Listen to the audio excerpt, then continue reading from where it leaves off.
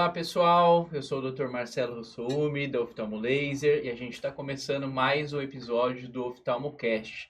Esse é o nosso episódio número 12. Esse episódio vai estar muito legal, a gente vai discutir vários temas de oftalmologia, de saúde, qualidade de vida. Hoje nós temos dois convidados super especiais aqui, Dr. Felipe Lacerda, que é nosso médico lá do Oftalmo Laser. Dr. Felipe é especialista em retina, ultrassom, catarata, óculos, fez a formação em Marília, né, graduação em Marília, residência médica em oftalmologia em Marília, fez a especialização na Unesp de Botucatu e depois fez mais uma especialização em ultrassom na Unifesp, Universidade Federal de São Paulo. E o Dr. Felipe também participa do ambulatório do Hospital Regional, ajuda na formação de novos médicos, residentes, e tem feito um trabalho muito legal que ele vai contar um pouco para a gente aqui no setor de retina. E também temos o Dr. José Job, também nosso médico da Oftalmo Laser. Dr. José é especialista em córnea, lente de contato, catarata, cirurgia refrativa.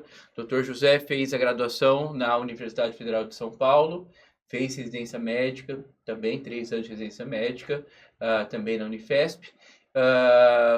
Fez vários cursos no Brasil e no exterior e atualmente também coordena o ambulatório de córnea e doenças externas de catarata do Hospital Regional aqui de Prudente.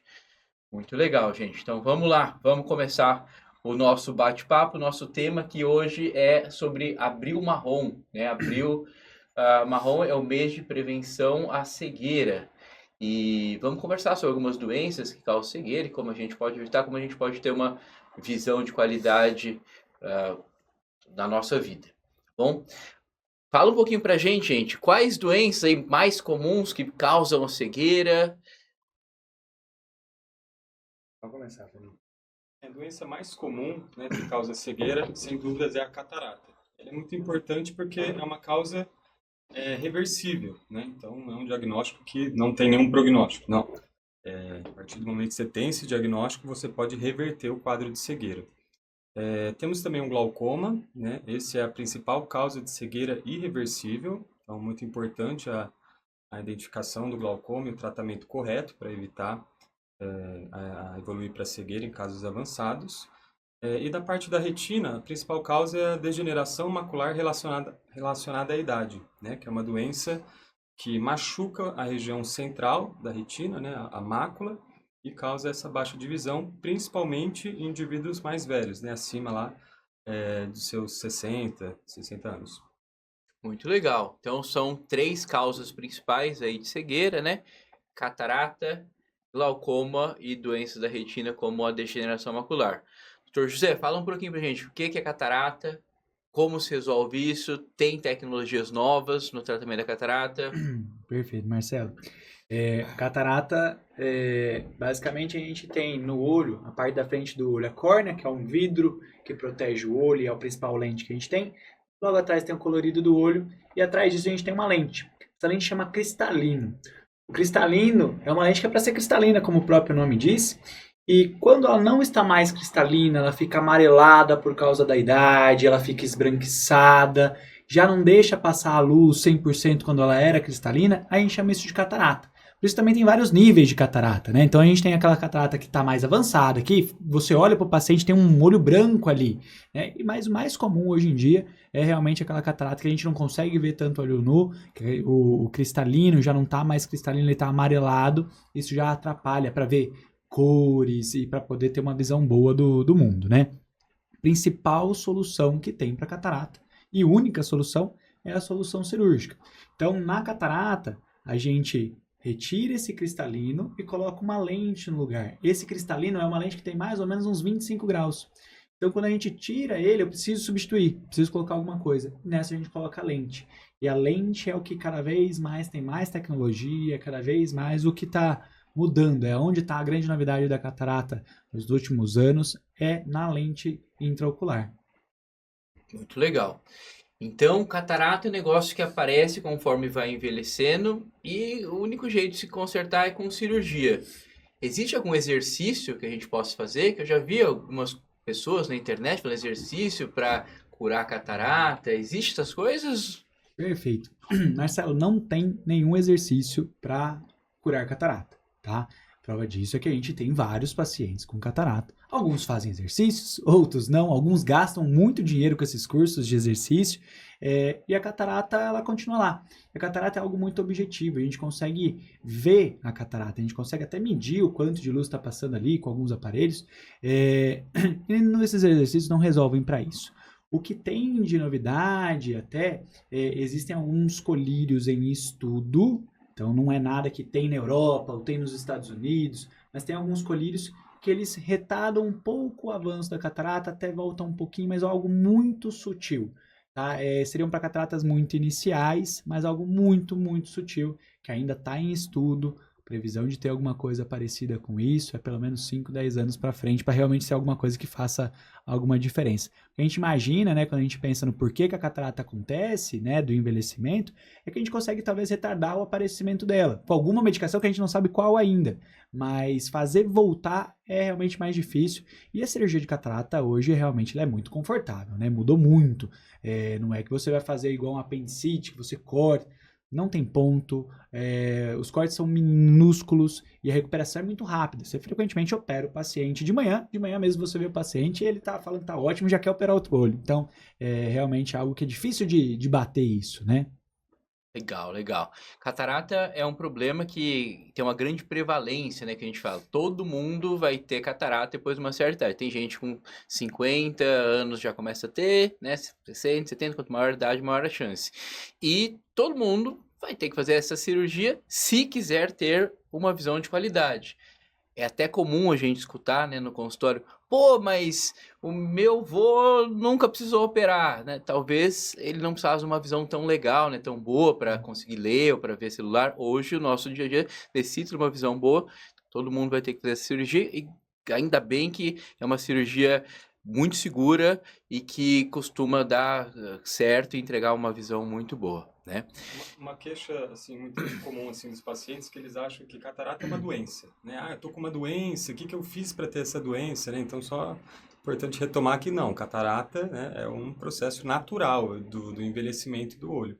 E falar um pouquinho dos fatores de risco também, né? O uso de corticoide ou até mesmo algum acidente, algum trauma, isso pode também desencadear catarata em pacientes mais jovens, né? Diabetes. Diabetes é uma doença, tabagismo também, a própria exposição à luz do sol, né? Sem um óculos de proteção para lente ultravioleta, são fatores de risco para isso. Legal. Então, o tipo mais comum de catarata é a catarata senil, que dá pela idade, né? Mas também tem a catarata congênita, que os bebês, tem alguns bebês que nascem com catarata, lógico, é muito mais raro, né? Tem catarata pelo diabetes, catarata traumática, quando leva alguma pancada e forma catarata. Tem diversos tipos de catarata. Legal. E, Dr. Felipe, a diabetes causa cegueira? É uma das causas de cegueira? Sim, é uma das causas da cegueira, né? O diabetes, a retinopatia diabética, né? A lesão dos vasos no fundo do olho, na retina, né? Causando uma lesão nas células da retina.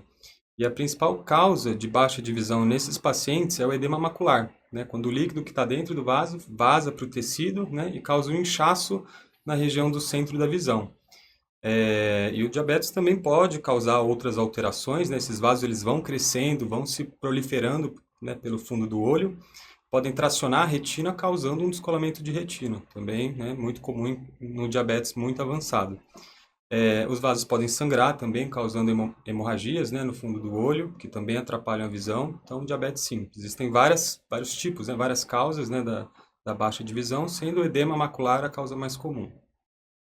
E tem a ver essa perda de visão com o controle da diabetes ou não? Sim. Como que funciona? Sim, totalmente, né? O mau controle irregular do diabetes causa, né, essas alterações aí que eu comentei no fundo do olho.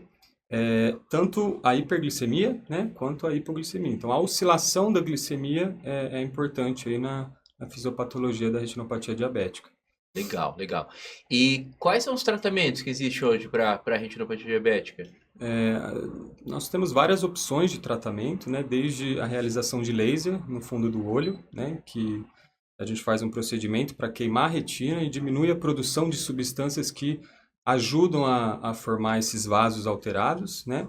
E atualmente a gente tem a aplicação intravítrea de medicações que ajudam a reduzir tanto a proliferação dos vasos quanto o inchaço no fundo do olho, né? Então, um tratamento bastante eficaz e algo recente, né, que mudou assim, todo o curso da retinopatia diabética em relação ao tratamento.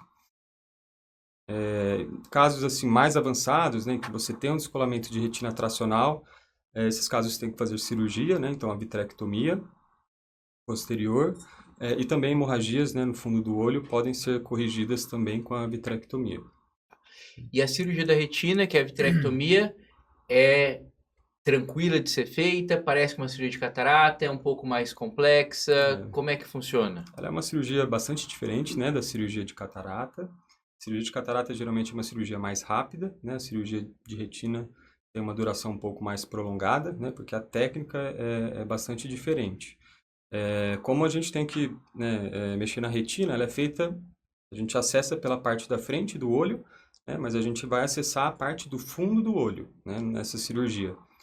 E a gente tira, né, vai tirando as trações, as membranas, é possível fazer laser também durante esse procedimento. O paciente, diferente de paciente de catarata, ele tem que ser feita uma sedação, né, ou até uma anestesia mais importante para não movimentar, né? E a gente faz um bloqueio também, que é uma anestesia no olho, para o olho não se mexer durante o procedimento. Já a catarata não, a catarata é possível, né, fazer com anestesia local, com colírio, então é uma cirurgia mais tranquila nesse sentido da anestesia. Mas é importante ressaltar que é uma cirurgia indolor, né? Então, como o paciente dorme durante o procedimento, ele não vai sentir dor, né, durante a cirurgia. Legal, legal.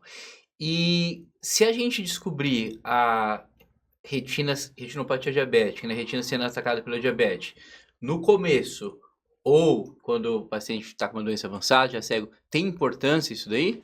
Tem importância, né? Quanto antes você, né, realizar o diagnóstico, né, do diabetes, você previne a evolução da retinopatia diabética. Lembrando que o diabetes tem dois tipos, né? O tipo 1, tipo 2.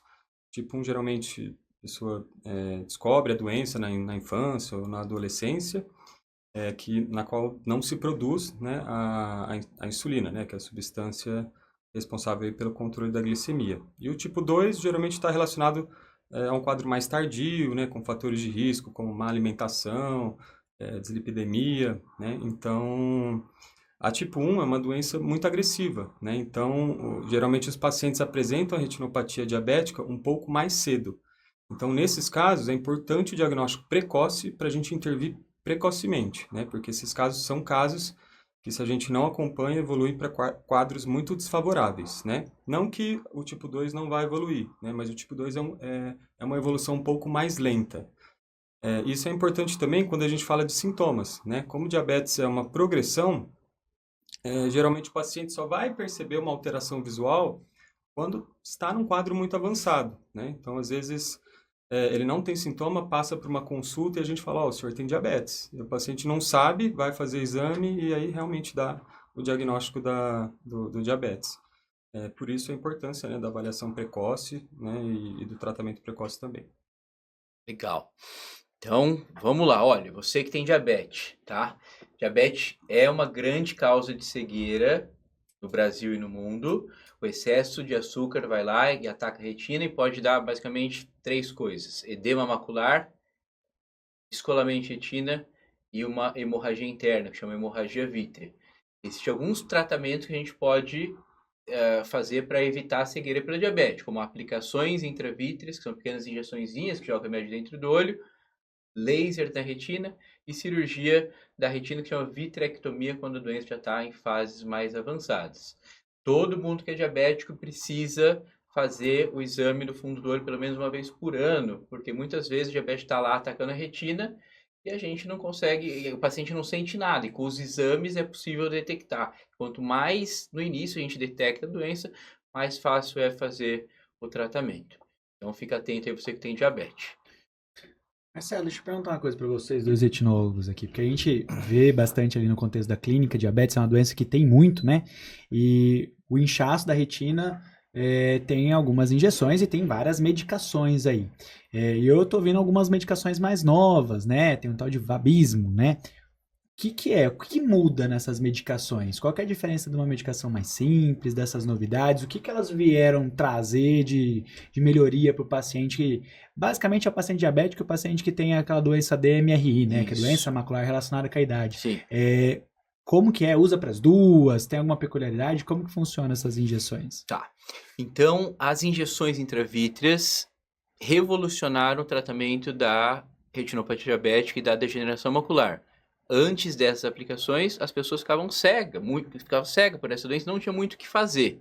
Depois que surgiram essas aplicações, a gente consegue salvar muitas pessoas da cegueira. Um dos primeiros medicamentos que foram lançados se chama Avastin, que era até um tratamento que a gente chama off-label, que era usado para outro tipo de doença oncológica e foi adaptado para se usar no olho. Depois veio o Lucentis, depois veio o Eylea e agora veio o Vabismo em português ou Vabysmo em inglês, né? E a grande parte chata dessas aplicações é que o paciente precisa ficar voltando todo mês para fazer uma nova aplicação. E às vezes o paciente não é da cidade, é um incômodo o paciente ficar vindo todo mês aqui para fazer a aplicação, e às vezes tem pacientes que vêm por anos, né, fazer isso. Então, o que a gente procura, né, nós da comunidade médica procuramos, é evitar esse incômodo de ficar tendo que voltar muitas vezes para fazer essas aplicações. O Vabismo, ele consegue afastar mais as aplicações. Depois que você faz uma carga com aplicações mensais, você só precisa repetir a aplicação 4 a 6 meses. O Avastin não, a gente precisa fazer todo mês. Então a gente está conseguindo afastar essas aplicações. E também o Vabismo atua em 2 vias do anti-VEGF, então é uma medicação mais potente e com mais eficácia comparando a essas medicações anteriores, né? Então, a gente tem feito já na oftalmo laser alguns pacientes com esse Vabismo e tem mostrado um resultado bem legal, bem eficaz. Legal, no futuro próximo talvez a gente faça uma injeção só e fique lá por 6 meses, né? O que a gente espera, né? O que a gente espera é isso daí, né? E também está em estudo que ainda não tem muito no Brasil, mas é você fazer um reservatório dentro do olho, que você coloca o remédio lá dentro e ele vai liberando durante o ano, tá? É como se fosse no carro, um tanque de combustível. Você coloca esse dispositivo lá dentro do olho, você vem uma vez por ano, enche o tanque de combustível, esse remédio vai durar um ano. O paciente só teria que vir uma vez no ano, né? Inclusive, tem um estudo recente em paciente com retinopatia diabética inicial ainda, quando se faz esse implante, a taxa de progressão da doença é muito menor, né? Então é uma coisa, ainda tudo em estudo, né? Precisa ver se tem resultados legais ou não, mas talvez esse reservatório pode ajudar a evitar essas múltiplas aplicações. Legal. E outra doença, né, importante que causa cegueira é o glaucoma, né? Fala um pouquinho de glaucoma pra gente, Dr. José. Vamos lá. Glaucoma. É interessante a gente puxar também um gancho, Marcelo, que a gente tem agora o Abril Marrom, né? E que é justamente um mês para poder conscientizar sobre as cegueiras, né? E a gente tem uma iniciativa muito legal, que é o mutirão de catarata e glaucoma, que a gente faz. Nós vamos ter um novo mutirão agora, dia 31 de maio, lá no Prudente Park Shopping, que é justamente voltado para a catarata, que a gente discutiu bastante até agora, e para o glaucoma, né? O glaucoma é uma doença que, ao contrário da catarata, que eu brinco com o paciente, pode chegar cego, batendo na parede, que a gente opera e corrige o grau e fica enxergando melhor que nós 3 juntos. O glaucoma não. O glaucoma é uma doença irreversível. Seja lá o que o glaucoma causou de dano para a visão, piora da visão de contraste, piora da qualidade visual, piora do campo de visão, seja lá o que ele causou, ele não consegue voltar. E é muito importante isso, eu acho que a gente tem que bater bastante, tem que conversar e tem que fazer podcast, porque no último tirão que a gente fez, eu tive 2 pacientes assim, que sentaram ali na frente falando, doutor, os dois, a mesma história. Doutor, eu não estou enxergando com esse olho, um era 2 meses, outro fazia 6 meses, mas esse aqui tá bom. Aí você ia ver, um era um glaucoma avançado, já estava sem percepção luminosa, que pra gente já é o fim da linha, e o outro estava no mesmo caminho, né? E aí o que é interessante do mutirão é avisar, é o paciente saber o que ele tem. Porque até então esse paciente estava, tô com o olho ruim, o outro tá bom, eu tô conseguindo fazer minhas coisas, eu tô tranquilo, né? Eu tô tranquilo não, já fui lá no posto, tô esperando, mas assim, tá, eu consigo esperar. Mas quando a gente avisa para o paciente o que ele tem, a urgência que ele tem, cara, ele tem a nossa estrutura, que é uma estrutura maravilhosa para poder resolver isso. A gente tem laser, tem cirurgia, tem colírio, a gente tem todos os recursos possíveis para poder resolver e tentar ajudar dentro do possível. A gente não consegue fazer voltar essa visão. Mas, poxa, se a gente pega ali aquele paciente que precisa, que está naquele momento, a gente consegue orientar. E se ele sabe o que ele tem, é muito mais fácil dele procurar ajuda, né? Então, para mim, marcou muito esse último mutirão, porque a gente vem fazendo os mutirões, a gente tá em cima, a gente divulga, o podcast já faz um ano que a gente faz para poder divulgar esse tipo de coisa. A gente sempre fala de glaucoma, sempre fala de catarata, e mesmo assim, vem as cataratas avançadas no mutirão, vem o glaucoma avançado no mutirão, e é uma coisa que não tem fim, né? A gente tem que divulgar bastante, mas, poxa, em Presidente Prudente, a gente está no estado de São Paulo, é uma cidade que é o foco da região, e mesmo assim, o pessoal aqui está ficando cego por glaucoma por falta de informação. Isso faz com que a gente realmente tenha que divulgar e tenha que correr atrás e fazer isso aqui, é uma partezinha dentro disso, né? Mas vamos lá, o que é o glaucoma, né? Glaucoma basicamente é uma doença do nervo. Então, a gente tem um nervo lá no fundo do olho, que é o que transmite tudo que o olho enxerga para a cabeça, né? E o principal fator de risco para o glaucoma, a principal coisa que machuca esse nervo no glaucoma é a pressão do olho elevada. Então, a pressão do olho sobe e começa a machucar esse nervo. A imagem que vem do olho, que é para ir para o fundo da cabeça, para a gente conseguir enxergar, ela para de transmitir. Então, a gente basicamente tenta diminuir essa pressão do olho. A gente vai acompanhando para saber qual que é a pressão ideal para cada paciente, por isso os exames ajudam demais nesse ponto. Mas, basicamente, a gente quer reduzir essa pressão para poupar esse nervo, porque a gente não sabe fazer esse nervo voltar. Por isso que o glaucoma é irreversível. A gente não sabe fazer crescer esse nervo, né? Então, enquanto a gente não consegue fazer crescer esse nervo, a gente tem que realmente prevenir. Muito legal, muito legal. Então, resumindo, o glaucoma é uma doença do nervo óptico que o aumento da pressão do olho vai lá e começa a fazer dano, machucados nas células do nervo óptico. Conforme o nervo óptico vai morrendo, para de enxergar a transmissão da visão do olho para o cérebro, né? E para a gente tratar esse glaucoma, existe basicamente 3 tipos de tratamento. Colírios, que existem alguns tipos de colírios que a gente pode utilizar, dependendo do tipo de glaucoma, dependendo que doença o paciente tem. Existe o tratamento a laser do glaucoma, também existe alguns tipos de laser que a gente pode usar.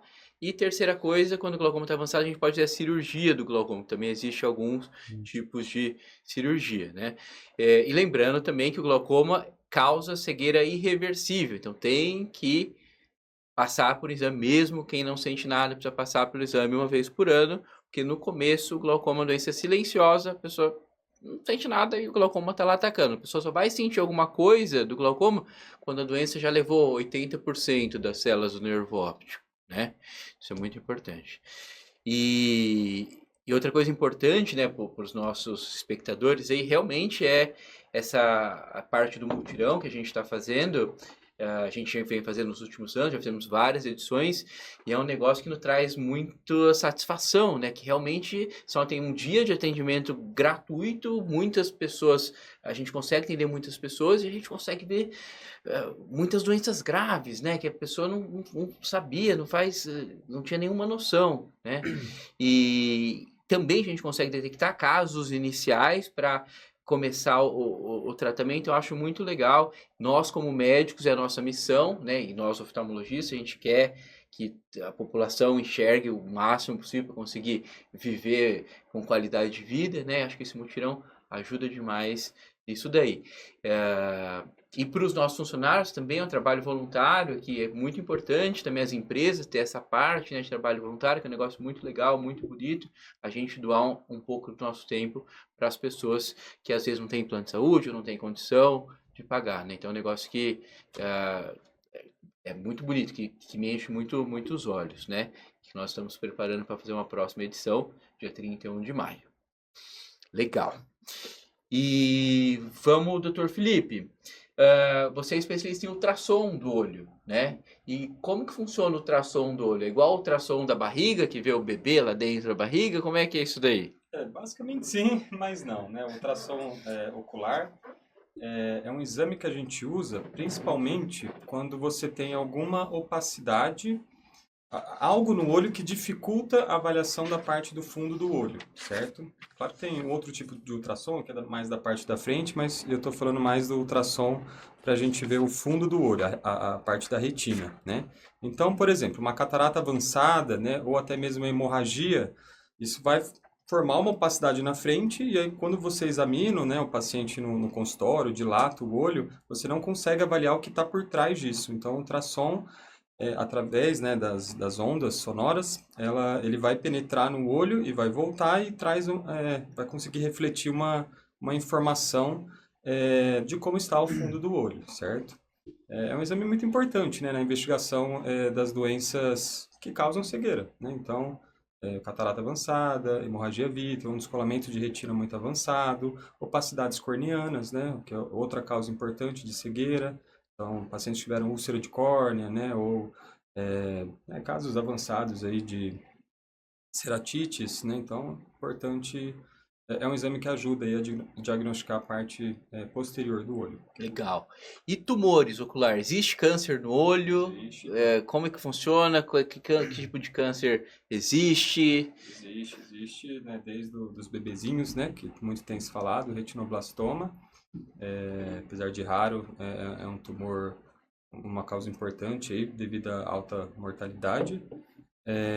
E já no adulto, né, o melanoma de coroide é o tumor mais comum e, no caso, o ultrassom também é importante na identificação dessa alteração, tanto para a gente acompanhar, né, o tamanho do tumor, né, e além disso, algumas pessoas têm pintas, né, no fundo, vamos falar pintas, assim, manchas, né, no fundo do olho, que só no exame rotineiro a gente não consegue diferenciar se aquilo é um tumor ou não, né? Então, o ultrassom ele ajuda a identificar, né, se essa pinta está muito grande ou não, vamos dizer assim. Legal. E tem algumas metástases também, né? Que às vezes o paciente tem câncer de mama ou de próstata e pode ter metástase lá pro fundo do olho. Sim. Né? É um negócio que a gente também costuma ver. Eu posso interromper vocês? Lógico. Porque também tem muito câncer da parte da frente do olho. E na nossa região tem uma prevalência maior, tem mais, né? Porque um dos principais fatores de risco é a exposição ao sol também, né? Tem outros fatores com certeza, mas na nossa região tem muito sol. Esse sol, quando a gente vai ver ali na previsão do tempo, tá a temperatura 37 graus, tem o índice de raio UV, tá sempre extremo, né? Esse índice extremo causa muito pterígio, que é aquela carne crescida, e aí, às vezes, faz com que algumas outras regiões do olho comece a crescer uma pele, algo avermelhado na maior parte das vezes, que cresce sobre o olho, e isso é um câncer ocular. Isso pode ter um crescimento rápido, que assusta o paciente já procura o serviço de saúde, ou ele pode ter um crescimento lento. Então, para o paciente, principalmente paciente que toma muito sol, que trabalha numa área rural, ou que toma sol mesmo para poder ganhar uma cor, né? A gente tem que ficar preocupado se o olho começa a ficar muito vermelho, se tem uma mancha, algo que cresce. É importante a gente ver como que está isso evoluindo, porque às vezes pode ser um câncer no começo, e como a gente disse sobre retinopatia diabética, tudo que a gente pega no começo é muito mais fácil de tratar. E da parte da frente do olho, a gente consegue fazer quimioterapia na parte da frente do olho, consegue tirar, e geralmente o resultado é muito, muito bom. Principalmente se a gente pega no começo, né? Então, desculpa, mas tem essa parte também que é interessante. A carninha crescida no olho chama pterígio, é isso? Perfeito. A carne crescida, a gente vê bastante por aqui, né? A gente vê muito, muito mesmo. E eu brinco com os pacientes que aqui tem muito por causa do sol mesmo, né? Canadá, Europa, o pessoal não tem, né? Geralmente quem tem pterígio lá no Canadá é o paciente que veio do Brasil, que veio da América Latina, porque aqui a gente tem mais sol, mais exposição solar, e aí o paciente tem o desenvolvimento dessa carne crescida que a gente chama de pterígio. Pterígio também é algo super simples de resolver, né? A gente tira essa carne crescida. Antigamente se dava pontos, era uma cirurgia bem mais agressiva. Hoje em dia a gente tem cola biológica que a gente coloca, o paciente não fica com aquele ponto no olho, raspando, não tem que tirar o ponto depois.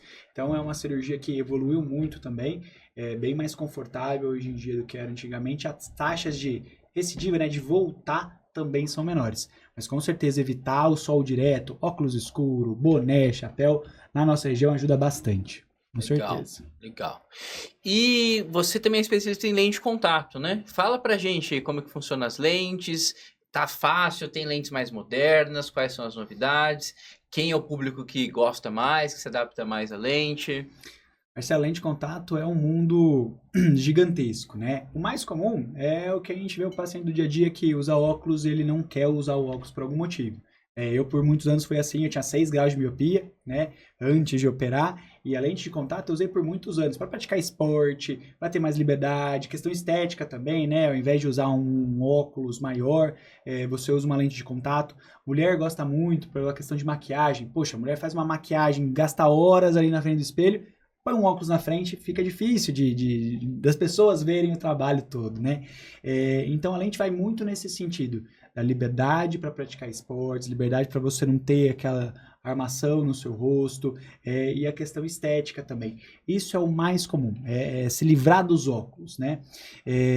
Outras possibilidades muito boas do uso da lente são as finalidades para tratamento, né? Então tem pacientes que têm algumas doenças, a principal é o ceratocone, ou quando a córnea tem alguma irregularidade, que a córnea é torta, e a lente ela tem a capacidade de cobrir essa tortuosidade. Então o paciente que tem uma córnea torta, ele começa a enxergar melhor.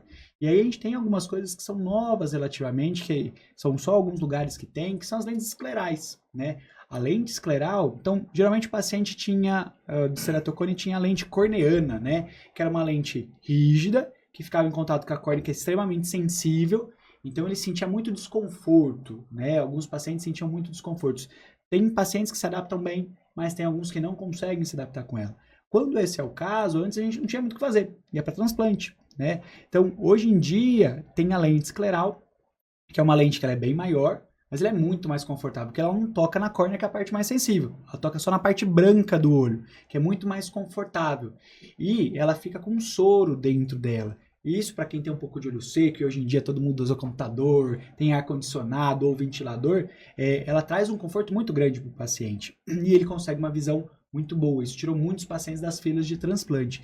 Tanto que um fato curioso é que, para quem gosta de basquete, né, quem acompanha a NBA, o Stephen Curry, que é um jogador de NBA, que ele é um dos melhores chutadores de longe, né, de chutador de 3 da NBA. Ele tem ceratocone, né, e ele usa uma lente escleral.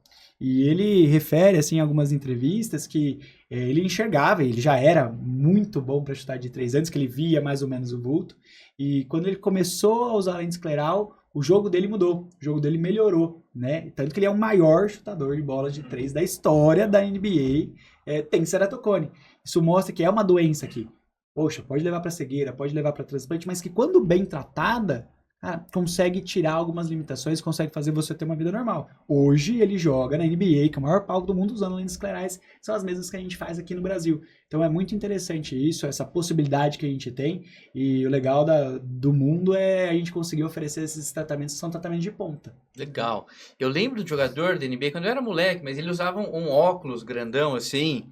Eu acho que agora com a lente não faz mais sentido usar óculos, será isso? E aí coloca lente para enxergar melhor? Hoje tem essa possibilidade, né? As lentes hoje, antes tinha muita preocupação, né? Da lente cair também. O óculos também tem essa preocupação, mas às vezes o paciente não se adaptava.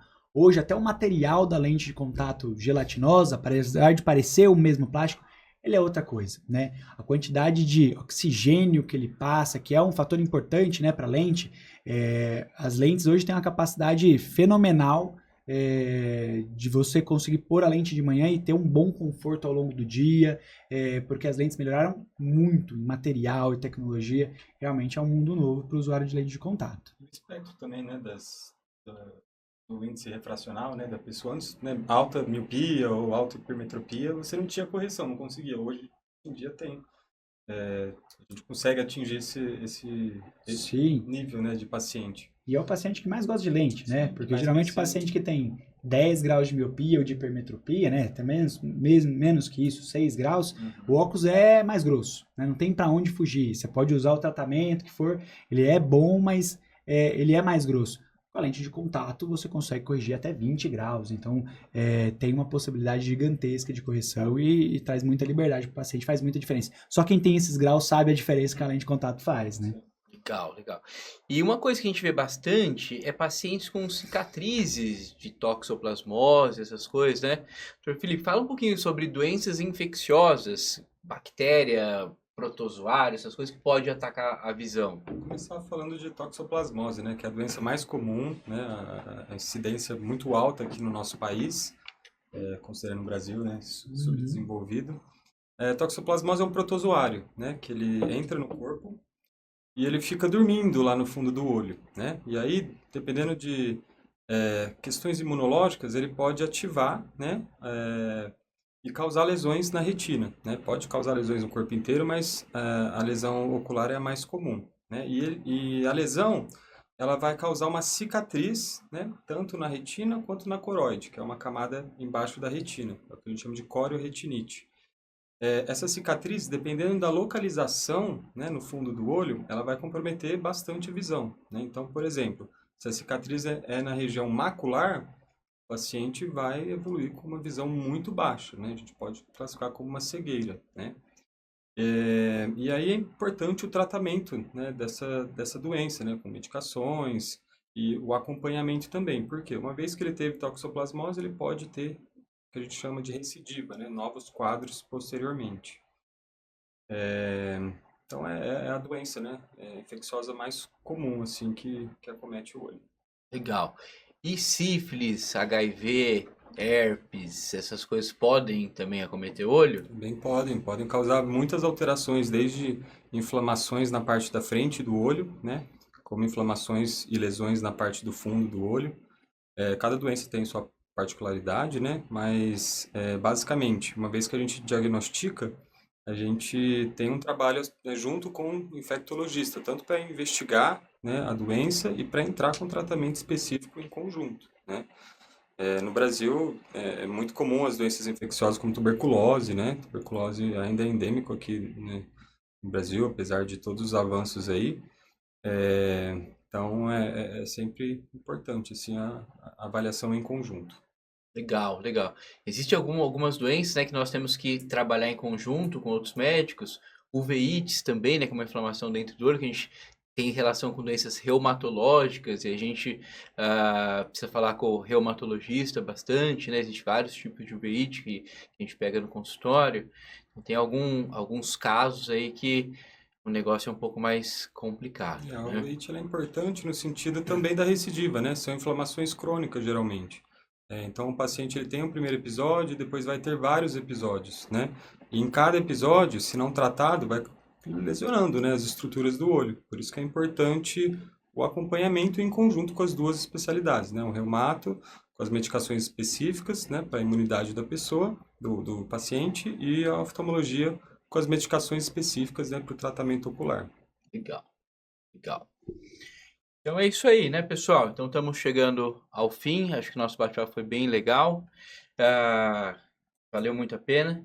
E eu queria que vocês fizessem um resumo. O que vocês acham que ficou de mais legal? O que é mais de importante? Quem está assistindo saber, gravar. Vamos lá, doutor José, diga. Vamos lá. Eu acho que, resumindo bastante a nossa conversa, principais causas de cegueira.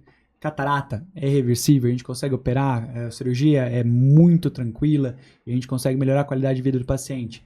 Glaucoma, a gente tem que pegar cedo, a gente tem que cuidar cedo, que é uma causa de cegueira irreversível, a gente não consegue fazer voltar, então a gente tem que diagnosticar precocemente. Por isso, os nossos multirões, que vai acontecer agora no dia 31/7, então essa nossa... 31/5, perdão, 31 de maio. Então, por isso é muito importante. Retinopatia diabética é uma das principais causas de cegueira, que a gente também tem que pegar cedo. Então, o acompanhamento anual com o oftalmologista é importante para a gente pegar essas doenças no começo. São doenças muito prevalentes, acontecem muito, que a gente pegar no começo muda muito a história e o que a gente consegue fazer pelo paciente. Legal, legal.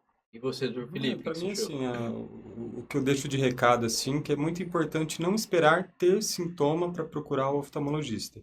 É muito comum a gente pegar um paciente jovem, assim, por que que eu vou no oftalmo? Eu enxergo bem, né, relativamente bem, não tenho nenhuma queixa, meu olho não fica irritado, não tem por que eu fazer uma consulta. É importante, né?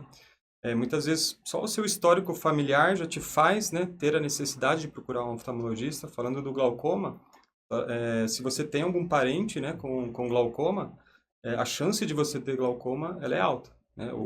A história familiar é muito relacionada, né, com a doença, a incidência da doença. Então, não esperar ter sintoma, né? Procurar um oftalmologista anualmente, pelo menos, para fazer um exame completo também, né? Não só ver a parte da frente do olho, mas também, puxando um pouquinho para a retina, dilatar o olho, ver a parte do fundo do olho, ver o nervo também, porque qualquer alteração nesse caminho, né? Seja na córnea, seja no cristalino, seja na gelatina do olho ou seja na retina, qualquer alteração pode levar a uma baixa de visão futuramente. Legal, legal. Eu queria lembrar, né, como resumo também, que nós temos milhões de pessoas cegas no Brasil, né? Mas 80% dos casos de cegueiras seriam preveníveis se a gente conseguisse detectar no momento correto. 80% das pessoas é muita gente, né? Então, acho que a medicina evoluiu bastante, tem muitos tratamentos que se os pacientes, nós seres humanos, tivermos a disciplina de fazer o nosso check-up anual com o oftalmologista, a gente consegue salvar muitas pessoas da cegueira, né? E lembrando, se você quiser fazer o seu check-up, a gente vai fazer o nosso mutirão completamente gratuito no dia 31 de maio, vai ser lá no Parque Shopping, aqui em Presidente Prudente, a partir das 8 horas. Todos vocês estão convidados para participar. Então é isso aí, gente. Obrigado pela participação de todos. Se você gostou, clica aí em curtir, compartilha com alguém que você acha que pode achar interessante. Grande abraço e até a próxima.